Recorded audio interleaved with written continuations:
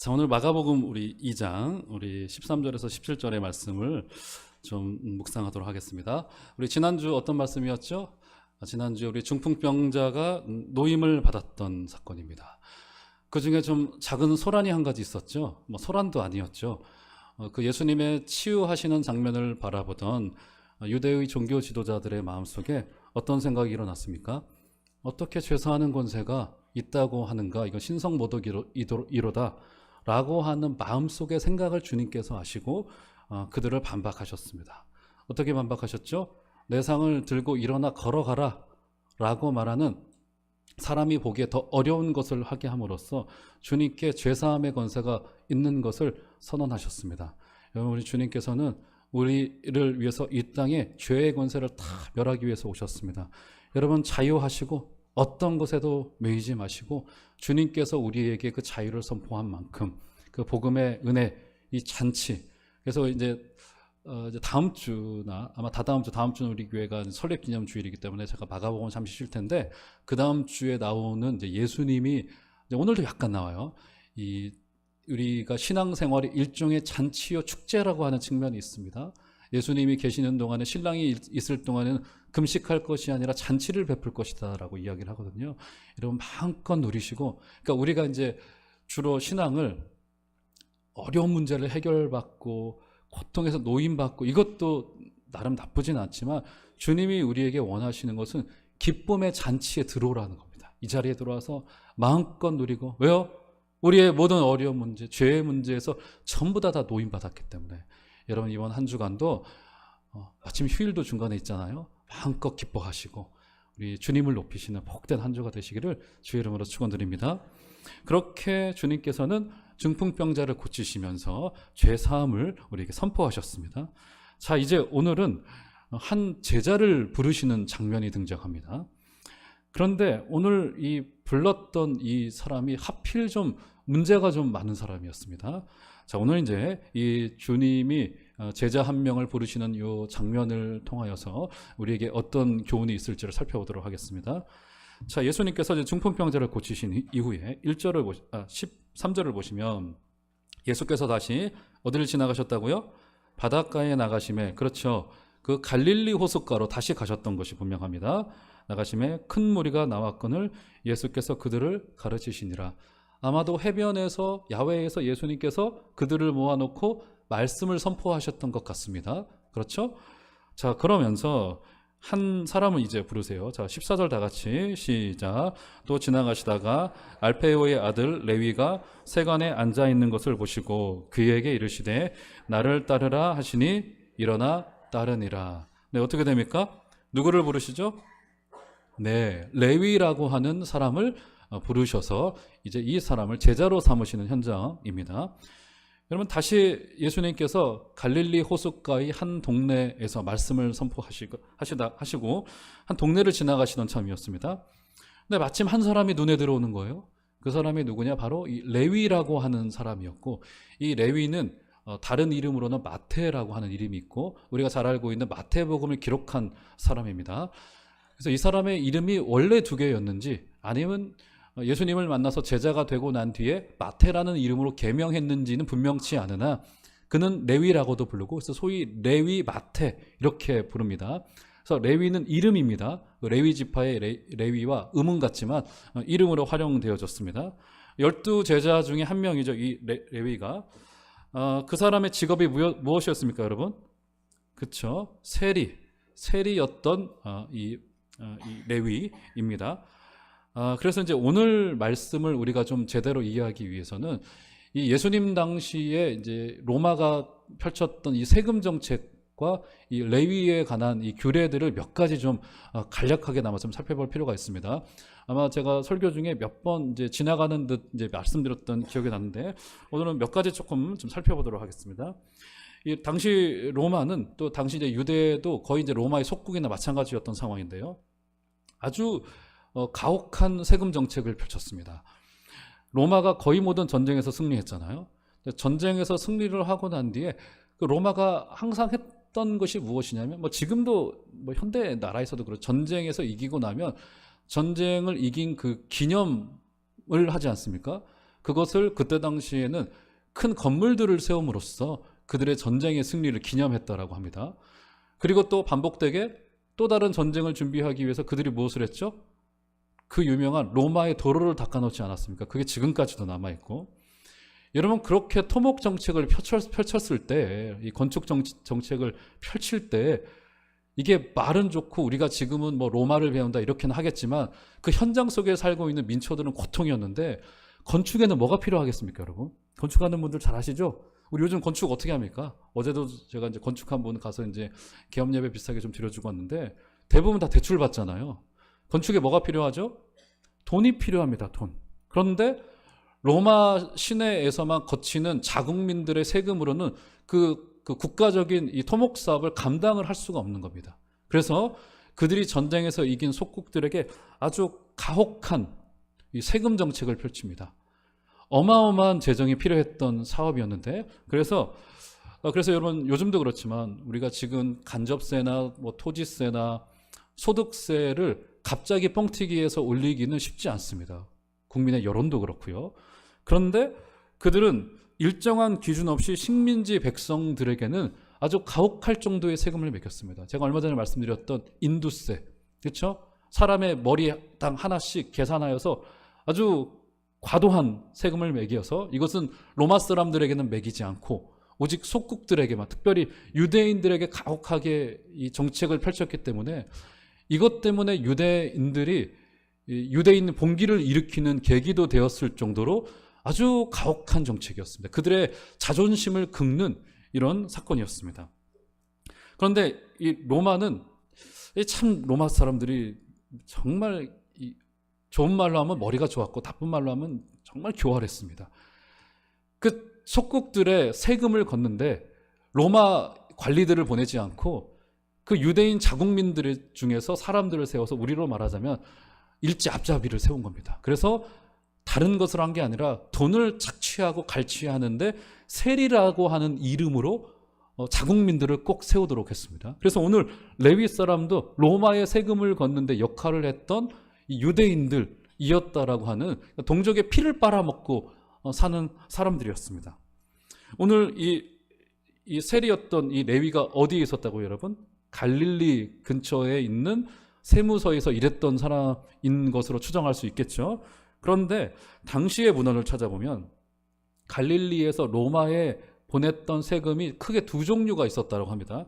첫 번째는 뭐냐면 갈릴리를 통행하는 물건들의 관세를 붙이는, 지금 우리나라도 이 중국과 미국 사이 지금 이 무역 전쟁, 관세 전쟁, 이게 지금 총칼 전쟁보다 더 무섭잖아요.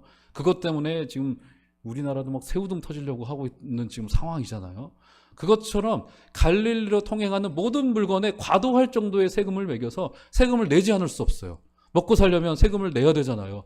무역도 해야 되고 왔다 갔다 해야 되는데 여기에 과도한 세금 정책을 펼쳤고, 그리고 이 갈릴리에 오고 가는 여행객들에게 아주 과한 통행료를 매겼습니다. 이게 통행료가 무슨 말이냐? 우리나라 통행료가 여러분 어디에 있죠? 주로 고속도로 들어갈 때 아주 적게 우리 내고, 그리고 조금 많게는 이 남산에 이제 낮 시간에 오고 갈 때, 저는 19세 이하 자녀가 3명이기 때문에 아주 싸게 남산 근처로 왔다 갔다 하고 있습니다. 이게 통행료가 얼마나 이게 과할 수 있냐면, 제가 이제 4년 동안 이제 런던에 살았었는데 거기는 런던 센트럴이라고 중심부로 차로 가지고 들어가기 위해서는 10수년 전에 하루에 약 한 25,000원씩 우리 돈으로를 내야 됩니다. 하루에 25,000원. 한번 들어갔다 나오려면. 그리고 그게 어떻게 되냐면 런던 시내에 들어가는 그 중심부에 CCTV 카메라가 쫙 있어서 카메라가 자동차의 번호를 다 찍어서 나중에 다 보냅니다. 그냥 돈 내라고. 그걸 안 내면 이제 좀 문제가 생기는 거죠. 나중에 번호판도 뜯어가고, 그렇게 해서 하루에 25,000원씩 국민들이 다 내요. 그래서 정한되니까 이제 한 달씩 끊어서 조금 더 싸게 내는데 그것도 굉장히 비쌉니다. 이게 이제 환경도 좀 살리고 뭐 이제 그런 정책으로 편다고 해요. 아마도 이런 종류의 통행료였는데 굉장히 과한 세금을 자국민들에게는 매기지 않고 이렇게 속국들에게 매겼던 아주 불공정한 세금 정책을 그들은 펼치고 있었습니다. 그런데 문제가 뭐냐면 이런 불공정한 세금을 걷는데 동족인 유대인들을 세워서 오늘 그 레위도 바로 그 사람들 중에 하나였습니다. 그래서 우리는 이 성경 속에서, 신약 성경 속에서 당시 세리들이 어떤 취급을 받았었는지를 잘 알고 있습니다. 여러분, 당시의 문헌들을 찾아보면요, 유대인 중에서 세리가 되면 가정과 사회에서 즉시 추방합니다. 그리고 그들은 동족들이 재판을 받는 와중에 증인으로 세움을 받을 수 없어요. 이제 거짓말쟁이요, 민족의 반역자라고 하는 이 낙인 때문에 그들은 재판정에 증인으로 설 수 없었고요. 탈무드 같은 경우를 읽어보면 탈무드가 재미있는 이야기들로 이렇게 구성이 되어져 있거든요. 거기 보면 세리들이 등장하는데 그들은 무조건 나쁜 사람들로 등장합니다. 세리들은. 그러니까 동족들의 눈에는 우리가 지금 이제 소위 그 친일파에 대한 그런 감정을 가지고 있듯이 이들에게도 아마 그런 정도의 인물이었을 것으로 우리가 충분히 생각할 수 있습니다. 세리는 곧 죄인이다, 이런 인식이 팽배했습니다. 자, 그렇다라고 한다면 제가 장황하게 설명을 드렸어요. 그러면 주님의 입장에서 지금 이제 예수 공동체가, 예수 운동이 활발하게 부흥이 되고 있었던 상황입니다. 그러면 자신을 따르는 핵심적인 12제자를 선출하는 데 있어서 왜 이렇게 굳이 문제되는 사람을 골랐을까? 이거 그렇잖아요. 여러분들도 제가 부교육자님을 모셔오는데 이상한 사람 데리고 오면 안 되잖아요. 친일파 이렇게 데려오면 그거 되겠습니까? 그런데 지금 예수님께서는 지금 이제 뒤에서 살피겠지만 그는 또 게다가 갈릴리 지역의 세무서의 세무서장 정도 되는 인물입니다. 왜 이렇게 모든 사람이 다 죄인으로 낙인 찍어놓은 이 사람을 불렀던 것일까? 인사가 만사라고 하는데 예수님 지금 무슨 이렇게 야단 기질이 있으셔가지고 꼭 이렇게 문제가 되지 않을 수 없는 상황입니다. 이거 인간적인 눈으로 보았을 때 그러면 우리에게 드는 질문이 주님이 일부러 싸움을 하시려고 하는 것은 않으셨을 테고 왜 이렇게 하셨을까? 여러분 그 팁이요 14절에 보시면 나와 있습니다. 14절에 보시면 제가 다시 한번 읽어드릴게요. 또 지나가시다가 알페오의 아들 레위가 세관에 앉아있는 것을 보시고 그에게 이르시되 나를 따르라 하시니 일어나 따르니라. 여러분 이 장면을요 우리 한번 상상력을 동원해서 한번 좀 재구성을 좀 해봤으면 좋겠습니다. 예수님께서 해가 뉘엿뉘엿 떨어지던 어느 한날에 설교를 마치시고 길을 지나가고 있던 와중에 우리말로 하자면 멋들어진 건물의 창문 안으로 어떤 한 사람이 회계장부와 돈뭉치를 풀어놓고 열심히 회계장부를 정리하고 있는 거예요. 그리고 밑에 거기 그 사람이 앉아 있었다고 표현하지 않습니까? 레위가. 그것은 그가 그 세무서의 장 역할을 했다라고 하는 의미입니다. 그가 거기 앉아 있었다라고 하는 것은 밑에 사람들을 열심히 부리고 있어요. 겉모습을 보니까 좋은 옷을 입고 있고 좋은 화장품을 사용하고 있는 것 같고 아마 그의 옆으로 가면은 좋은 향수 냄새가 날 것 같은 아주 부유한 모습을 보이는 듯한 모습입니다. 그런데 예수님께서 그를 보셨다라고 말합니다. 보셨다라고 하는 것은 그냥 그 사람이 거기 있다라는 것을 인식하셨다라고 하는 것이 아니라 무엇을 보셨다라고 하는 걸까요? 그가 아무리 부자이고 아무리 잘 나가고 아무리 장의 역할을 하고 있더라도 주님의 눈을 피할 길이 없죠. 어떤 걸 보셨을까요? 아마 저녁이 되고 나면 그를 찾아주는 이 아무도 없을 외톨이의 생활을 하고 있는 그의 그 공허한 마음. 부자였고 잘 나가고 있고 민족의 등을 돌려서라도 내가 성공해보겠다라고 달려가고 있는 그 인생 속에 이제는 지쳐서 그만두고 싶은데 그만둘 수도 없는 인생의 막바지까지에 와서 어쩔 수 없이 오늘도 출근해서 돈뭉치를 내어놓고 회계장부에 회계하고 있는 그의 모습을 보셨을 때 주님께서 무엇을 보셨다고요? 그의 마음속에 있는 공허를 보셨습니다. 주님의 눈길을 피할 수 없습니다. 여러분 이 레위의 모습은요 오늘날 현대인들의 모습과 비슷합니다. 과거에 비해 훨씬 더 좋은 집에 살고 삼시세끼 기름진 음식을 먹고 좋은 집에 살고 있고 널찍한 집에 좋은 차를 타고 안전하게 살아가고 있다라고 생각하고 있지만 그러나 어떨까요? 오늘도 더 무정해진 세상 속에서 여러분 제가 얼마 전에 지하철을 타보니까 전부 다 낮 시간이었는데 전부 다 고개 숙이고 있더라고요.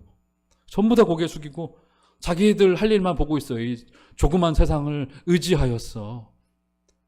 다 목 디스크 걸리겠더라고요. 얼마나 그 공허하게 보이고 의지할 데 없고 주님이 레위 속에 무엇을 보십니까? 그의 마음속에 물질로도 채울 수 없고 사람으로도 채울 수 없고 사랑하는 가족들도 채워낼 수 없는 그 공허한 마음이 그 안에 있는 것을 보시고 어떻게 말씀하세요? 아무 말씀 안 하시고 나를 따라오너라. 그러자 레위가 그의 마음속에 한 번도 자신에게 와서 인격의 대화를 해보지 않았고 그렇게 인생에 개입해 들어왔던 이 한 사람도 없었었는데 주님께서 오셔서 일어나라. 나를 따라와라. 거기 앉아있지 말고 거기에 가치가 없고 거기에 생명이 없고 그 자리에서 일어나서 나를 따라와라. 사랑하는 여러분, 오늘도 주님의 내가 그 자리를 일어나서 나를 따라와라 말씀하실 때 거기에 있는 회계장부 내려놓고 부리던 사람들 다 내려놓고 돈 뭉치도 내어놓고 주님을 따라오시는 복된 결심이 있기를 주의 이름으로 축원드립니다. 어디에도 소망이 없고 어디에도 우리 주님 외에는 그 공허를 채울 길 아무것도 없습니다. 주님과 인격의 교제를 통하여 이번 한 주간도 승리하시는 은혜가 있기를 주의 이름으로 축원드립니다.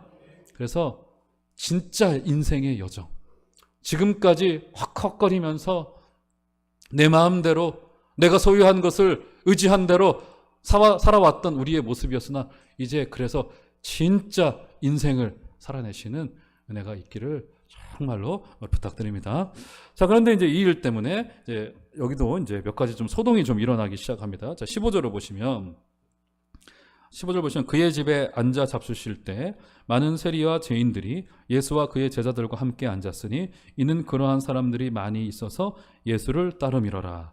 지금 어떻게 하세요? 예수님께서 이 레위를 부르시고는 여기 15절을 보시면 누구와 식사를 하셨냐면 세리와 죄인들이라고 표현했습니다. 이것은 아마 그 세리 집단들을 이야기하는 것일 겁니다. 왜냐하면 당시 이제 유대인들 사회 속에는 그저 세리는 죄인이라고 불렀습니다. 바리새인들은 민족주의자들이었던 이 바리새인들은 이 반역자들이었던 세리들은 그저 자신들의 율법의 해석으로 그들이 그냥 죄인이다 이렇게 규정을 했습니다. 자, 그런데 문제가 뭐예요? 예수님께서 그들을 모아놓고는 아니 좀 지혜로우시다면 좀 약간 좀 꼬아서 생각을 좀 해보면 아니 그 문제 있는 인물을 불렀으면 그것까진 좋아요. 예수님 사랑이 많으신 분이니까. 그럼 지혜로우시게 몰래 좀 데리고 다니면서 조용히 데리고 다니면서 그가 좀 변화를 받고 난 뒤에 좀 공개를 하시면 좋을 텐데 부르시자마자 그의 집에 들어가서 세리들을 다 불러다가 뭘 하셨어요? 식사를 하세요. 이게 무슨 말입니까? 광고한 겁니다. 나 이제 레위와 친해. 이렇게 지금 광고하신 거잖아요. 그리고 우리 문화권에서도 그렇지만 당시 유대 문화권에서도 같이 식사를 한다라고 하는 것은 이제 동료요, 적이 아니고 친구요, 같은 일을 하는 사람, 같은 부류 이렇게 지금 인식될 수 있었다고요. 그래서 같이 밥 먹는다라고 하는 거는 이거 큰일입니다. 굉장히 이것은 작은 일이 아니에요. 제가 이제 요즘에 신방 다니면서 늘 점심 이제 우리 구역장님, 구역원들하고 식사하는데 굉장히 맛있게 해서 자꾸 살찌는 것 같아가지고 지금 요즘 저녁을 안 먹고 있는데 고민입니다. 세상에 제일 맛없는 밥이 어떤 밥이에요? 친하지 않는 사람하고 먹는 밥과 내가 차려서 먹는 밥. 이게 제일 맛없잖아요, 이게. 같이 밥 먹는다라고 하는 것은 동료되었다라고 하는 겁니다. 그런데 문제는 주님이 세리와 죄인들과 같이 식사하는 것을 광고로 해버리고 말으셨어요. 당연히 이것은 예수님이 지금 이 비판받을 것을 아시고 아마 일부러 그러셨던 것도 같고요. 그러자 당연히 이제 반응이 나오죠. 16절 보시면 다 같이 한번 한 소리를 읽겠습니다. 시작. 바리새인의 서기관들이 예수께서 죄인 및 세리들과 함께 잡수시는 것을 보고 그의 제자들에게 이르되 어찌하여 세리 및 죄인들과 함께 먹는가? 당연히 문제가 나올 수밖에 없는 지금 상황이 벌어진 겁니다. 지금 바리새인들은 예수님께서 죄인 및 세리들과 함께 잡수시는 것을 보고 교활한 눈으로 보고 있었습니다. 주님은 레위를 보실 때 어떻게 보셨습니까? 그의 공허한 마음을 가지고 앉아 있어서 그가 나를 따라올 필요가 있겠다라고 하는 것을 보셨는데 바리새인들이 봤던 것은 같은 본 것이지만 전혀 다른 눈으로 보고 있습니다. 여러분, 우리의 시선을 주님의 시선으로 바꾸시는 은혜가 있기를 주의 이름으로 축원드립니다. 여러분, 당시 유대인들의 인식은요 정확히 두 개의 세계관으로 갈라집니다. 정한 것, 부정한 것, 거룩한 것, 비참한 것, 이 두 가지의 속성으로 전부 다 나누어 놓기 시작했습니다. 그래서 이 성속의 개념으로 그들의 인식세계 속에 사람들을 평가했고요. 이 기준에 따라서 사람들을 종교 지도자, 귀족, 평민, 종고와 과부, 병자 등의 순으로 레벨을 이렇게 정했고요. 사람뿐이겠습니까? 여러분, 이제 다음번에 살필 안식일 논쟁. 안식일이 더 거룩하고 다른 날은 덜 거룩하다라고 하는 개념이 그들 가운데 있어서 안식일을 특별한 것으로 생각을 했고요. 물론 이것은 율법이 규정한 것이기도 합니다. 그리고 어떤 것도 했습니까? 심지어 공간까지도 예루살렘, 성전, 회당, 집, 무덤 순으로 공간에 대한 거룩의 개념을 가지고 있었습니다. 자, 그런데 예수님께서는 오시자마자 이렇게 율법이 만들어 놓고 인간이 관습으로 세워놓은 것을 전부 다 깨트리셨습니다. 이 거룩과 더러움의 개념을 완전히 새롭게 하셨습니다. 여러분, 왜 이렇게 주님께서 이 거룩과 거룩하지 않은 것에 대한 이 성속의 개념을 깨트리신 걸까요? 이 질문이 왜 중요하냐면 구약에서는 거룩한 것과 거룩하지 않은 것을 규정해 놓고 있거든요. 그러면 우리에게 질문이, 왜 율법은 거룩과 비천을 구별해 놓았고 예수님은 그것을 깨트리셨을까라고 하는 문제입니다. 그리고 이 거룩과 이 거룩하지 않은 것에 대한 개념이 지금 우리에게도 얼마나 유효한 걸까? 이제 우리에게도 사실 좀 남아있어요. 이 주일이 좀 더 거룩한 날 같고 내일 월요일은 월요병 걸리는 날 같고 뭐 이 정도의 수준으로 지금 구분되어져 있거든요. 왜 주님께서 왜 율법이 이런 이 거룩한 것을 이렇게 규정적으로 말해놓고 있을까? 무슨 의미일까요? 이것은요, 주님만이 사실 거룩한 분이시다라고 하는 예표적인 그림으로서 율법에서 거룩과 거룩하지 않은 것을 구별해 놓고 있는 겁니다. 그래서 예수님께서 계신 곳은 전부 다 거룩한 것이고 예수님과 동행하는 사람은 모두 다 거룩한 것이고 거룩하지 않은 곳이 있다면 어떤 것입니까? 예수님께서 그곳에 오셔서 예수님의 통치를 보여줘서 거룩하지 않은 것이 예수님 때문에 거룩하게 되어지는 것, 그것이 율법이 거룩과 거룩하지 않은 것을 구별한 목적입니다.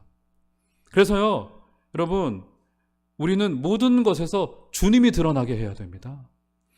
우리가 여기서 교회를 이해하는 매우 중요한 단초를 얻을 수 있게 되어집니다. 이게 교회 사역의 기준인데요. 여러분, 우리 그런 이야기들 가끔 하잖아요. 아니, 어떻게 교회가 그럴 수 있어? 교회가 왜 그래? 이런 이야기들 하지 않습니까? 맞아요. 사실 우리 비판받을 것은 교회가 기꺼이 비판받아야 되고 우리 또 때로는 손가락질 받아야 됩니다. 우리 인간이 있는 곳이기 때문에 우리 또 시민사회 속의 일원이기 때문에 당연히 비판을 받아야 됩니다. 그런데 여러분 생각을 한번 해보십시오. 우리가 이상적인 교회라고 여기는 초대교회 개척하자마자 문제가 펑펑 터지기 시작합니다. 여기 서신서들이 어떻게 왜 기록되어졌습니까? 이것은 사도 바울 선생께서 초대교회에 일어났던 문제들을 해결하고자 썼던 것이 서신서들이에요. 고린도 교회 같은 경우는 심각한 문제들이 많았습니다. 예수님조차도 목회에서 어떤 일들이 있으셨습니까? 그의 친척들이 와서도 예수님이 귀신 들렸다라고 말할 정도로 예수님조차도 예수님의 제자들도 완벽하지 않았고 그렇게 비판을 받으셨어요. 여러분, 이 세상에는 완벽한 사람이 없듯이 완벽한 교회라는 것도 존재하지 않습니다. 그렇기 때문에 오늘 17절로 가보시면 이렇게 말합니다. 오늘 본문의 핵심 구절인데요. 자, 17절 한번 다 같이 우리 한 소리로 읽겠습니다. 시작. 예수께서 들으시고 그들에게 이르시되 건강한 자에게는 의사가 쓸데없고 병든 자에게라야 쓸데있느니라. 나는 의인을 부르러 온 것이 아니요 죄인을 부르러 왔노라 하시니라. 예수님이 어떻게 말씀하십니까? 주님은 바로 그렇게 간절한 필요와 연약함과 불완전함을 가진 그 사람 때문에 오셨습니다. 사랑하는 여러분, 우리 주위에 여러분들에게 지금 번뜩 떠오르는 불완전한 사람, 불완벽한 사람 있으시죠? 그 인간. 여러분, 그 인간 우리에게 왜 보내셨을까요? 왜요? 두 가지 이유라고 생각합니다. 첫 번째, 여러분들이 감당할 수 있으시니까. 그리고 두 번째, 여러분들로 사랑하라고. 그 사람이 완벽하기 때문에 우리에게 주어진 것이 아니고요. 주님께서도 어떻게 말씀하셨습니까? 내가 죄인을 부르러 온 것이 아니요 환자를 부르러 왔고 아픈 자들을 부르러 왔다.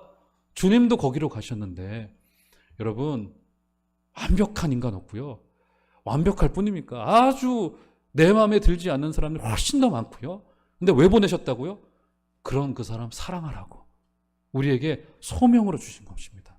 여러분, 옆에 있는 그 사람, 머릿속에 떠오르는 그 사람, 이번 한 주간도 사랑의 소명과 사명을 잘 감당하시는 은혜가 있기를 주의 이름으로 축원드립니다. 그지 같은 사람이 왕자같이는 잘 안 변해지더라고요. 변하는 건 우리의 마음, 사랑의 소명만 있다라고 하는 사실을 기억하시고 이번 한 주간도 사랑의 소명을 잘 감당해내시는 은혜가 있기를 주의 이름으로 축원드립니다. 자, 그렇다면 오늘 마지막 결론으로 짚을 것이 한 가지 있습니다. 오늘 17절에서 예수님께서 본인을 누구라고 지금 여기서 명명하시죠? 17절에 보시면 예수께서 들으시고 그들에게 이르시되 건강한 자에게는 누구라고요? 의사다라고 부릅니다. 굉장히 독특한 표현이에요. 많이 등장하진 않습니다. 예수님이 본인을 의사라고 표현합니다. 자, 의사가 건강한 자가 아닌 병자에게 필요하다라고 하는 라는 이 말은 당시 이 팔레스타인 지역에 있었던 이 격언 속담과도 같은 말이었습니다. 당시에 널리 퍼져 있던 말이었어요. 그것을 예수님께서 자신의 위치를 이렇게 변호하는데 활용하셨습니다. 자, 그런데 여기에 좀 문제가 있습니다. 어떤 문제가 있냐면 당시의 사람들이 기다리던 메시아 상과는 많이 달랐어요. 당시에 소위 메시아를 기다리던 쿰난 공동체, 그들이 얼마나 경건했냐면 동굴 속에 들어가서 기도하고 금식하기를 즐겨했던 사람들입니다. 이제 금식 문제 이제 다음번에 나오거든요. 쿰난 공동체의 문서들을 읽어보면 그들이 기다렸던 메시아를 소위 아론의 메시아라고 표현합니다. 여러분, 아론이 어떤 사람이었습니까? 아론? 대제사장, 그것도 1대 대제사장이었습니다. 그들의 인식 속에 모세와 더불어서 아론이라고 하는 것은 굉장히 위험 있는 사람, 그래서 소위 제사장들을 거느리면서 성전의 기초를 세워놓았던, 성막을 처음으로 담당했던 위험 있는 사람으로 그들의 인식세계 속에 있었습니다. 메시아가 오시면 그 정도로 위험 있는 사람이기를 바랬고 그럴 거라고 생각을 했습니다. 그런데 예수님은 자신을 의사 메시아라고 말합니다. 의사는 주로 누구와 함께 합니까? 누구와 함께요? 환자들. 저는 아무리 돈 많이 벌어도 의사가 하나 못해요. 저는 하기 싫을 것 같아요. 맨날 아픈 분들을 앉혀놓고, 저도 얼마 전에 이제 병원 한번 갔다 왔는데 별건 아닌 거로 갔다 왔지만 그 의사 얼굴 보니까 본인이 환자 같으셔. 제가 보니까 제가 아파서 기도해드리고 싶더라고요. 얼마나 싫을까요? 맨날 환자 보죠. 얼마나 싫을까요? 그런데 예수님께서 본인을 의사라고 말합니다. 여러분, 아론의 메시아, 이 정치적인 메시아, 군사적인 메시아는 엘리트 그룹을 모아서 탁월하고 뛰어난 의인들을 모아서 나라를 세워서 로마를 정복시킬 꿈을 꾸고 있었습니다. 제한적인 메시아였고요. 자기들만 잘되게 해주는 메시아로 생각했습니다. 동족을 세워갈 민족적인 메시아로 생각했어요. 그런데 예수님께서 오셔서 보이셨던 것이 무엇입니까? 아픈 자들과 함께 하시고 가난한 자들과 함께 하시고 병든 자들과 함께 하시면서 그들과 동료되기를 꺼리지 않으셨던 주님이셨습니다. 그래서 주님께서 우리의 구원을 이루실 때 세속적인 왕초가 되셔서 그 땅을 뒤집어 버리신 것이 아니라 대속제물이 되셔서 그가 사랑했던 그 환자들을 위해서 자신의 목숨까지 내어주는 진짜 의사가 되심으로 자신의 생명을 내어주셔서 그들에게 생명을 주셨던 진짜 의사가 되셔서 우리를 구원해내셨습니다. 그래서 사랑하는 여러분, 우리 주님의 몸된 교회인 우리도 주님의 길 따라가야 되지 않겠습니까?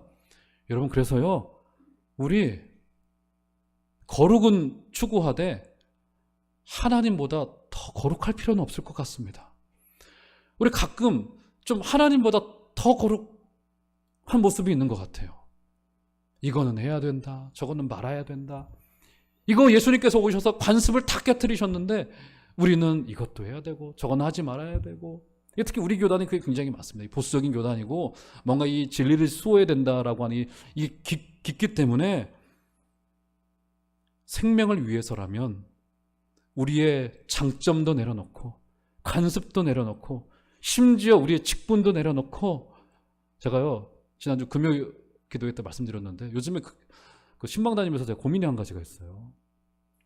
특별히 이제 지난 주간에 그런 일이 있었는데, 안 믿는 남편분들을 만나 뵈면 제가 그분들을 어떻게 불러야 될지, 집사님이라고 부를 수는 없잖아요. 그렇다고 누구누구 씨 부르면 젊은데 좀 버릇없어 보이고 그것도 안 되고, 그래가지고 제가 정리를 했습니다. 제가 무조건 선생님이라고 부르자. 다 선생님이라고 불렀습니다. 그래서 마침 저보다 다 연배가 많으시니까 선생님이 또 옳죠. 그렇죠? 그분들에게는 그렇게 해드려야 돼요. 아직은 그들의 신앙이 걸음마 단계이고 초보이기 때문에. 그런데 우리가 하나님의 나라의 공동체의 일원으로 깊숙이 한 발을 들였을 때에는 우리의 직분도 내려놓고 사회적인 지위도 내려놓고 문화도 내려놓고 관습도 내려놓고 심지어 생명을 위해서라면 우리의 장점도 내려놓고 우리의 문화도 내려놓고 우리 주님께서 자신의 지위를 다 내려놓고 사회적인 통념도 비판을 감수하시면서 죄인들과 먹고 마셨듯이 우리 교회도 생명을 위해서라면 어떤 것도 죄 외에는 모든 것도 다 감수하고 수용해내시는 은혜가 있기를 주의 이름으로 축원드립니다. 왜냐하면 교회는 병자들을 위한 의사의 집이기 때문입니다. 우리 예수님께서 여기에 찾아 나오신 사람들을 전부 다 사랑하십니다. 여러분, 우리가 착각하지 말게 우리보다 주님이 그 사람들 더 많이 사랑하세요. 우리보다 주님이 훨씬 더 거룩하신 분이시고 오늘 그렇게 우리 의사 되신 예수님을 이번 한 주간도 모셔드리고 승리하시는 복된 은혜가 있으시기를 주의 이름으로 축원드립니다.